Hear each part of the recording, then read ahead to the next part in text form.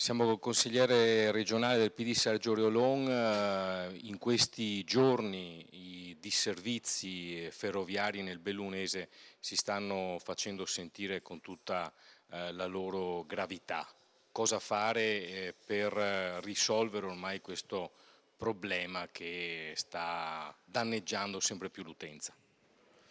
Ma non solo ci sono disservizi, qui ci sono treni che prendono fuoco, treni che non arrivano, che vengono soppressi, ma soprattutto c'è un problema.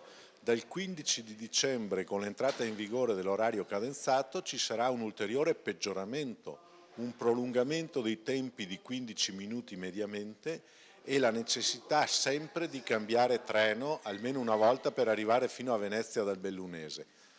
Cosa fanno Chisso e Zaia? Promettono treni nuovi, quindi per fare cosa? Perché siccome staremo più tempo in treno, allora ci mettono i treni nuovi. Io penso che bisognerebbe pensare a migliorare il servizio, a garantire tempi di percorrenza più celeri e allora vanno bene anche i treni nuovi, altrimenti i treni nuovi diventano una presa in giro.